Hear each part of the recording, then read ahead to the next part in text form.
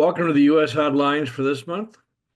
A lot of interesting things in the U.S. as always in the energy sector.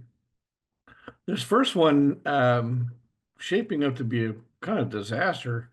5.9 million poor Americans rely on LIHEAP to pay their gas and electric bill, and utilities collect millions of dollars that would have been in bad debt.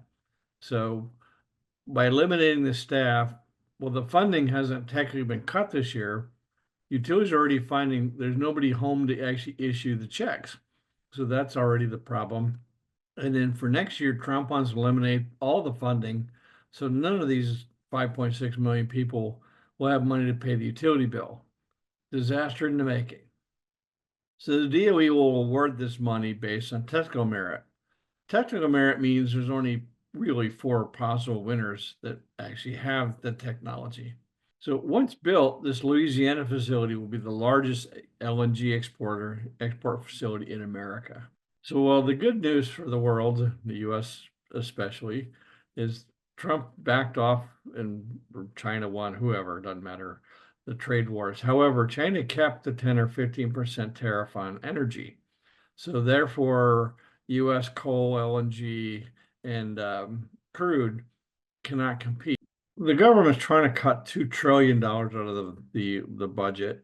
Obviously, a bunch of that they're looking for the Department of Energy and other areas, but this money, well, that will want to pack this year's awards, is targeting infrastructure funds and renewable sector funding for the next, well, actually eliminate it, not just next year. So Trump put a ban on wind development. 17 states are suing because they have net zero or near net zero laws in place that require the wind to meet those obligations. So this is a classic state versus federal battle. So what's interesting about this item is that this investment is backed by the Biden IRA money to a large part. So the manufacturers will win. Depending on what future tariffs are, whether that's sustainable or not will remains to be seen. In the US, there are about 1,500 or so wind farms that were built more than 20 or more years ago. So they're beyond their useful life.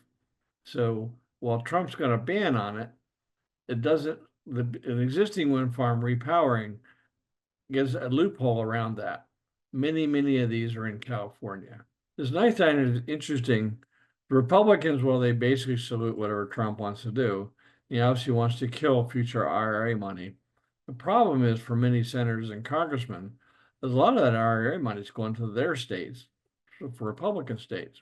So if they shoot it and they have to go home and explain to the voters, oh, I'm sorry, I killed those billions of dollars coming to the state, they're likely to lose their law offices. Wouldn't that be a shame? It's sort of related story. The ISO capacity prices for power have gone sky high, not particularly surprising. This is expected to raise consumer prices between 10 and 15% for electricity at a time where consumption is rising anyway. Add this to now the LIHEAP problem, what I mentioned at first. This will mean more and more customers won't be able to pay and need assistance. Not a good situation. Anyway, thanks for watching. Appreciate it.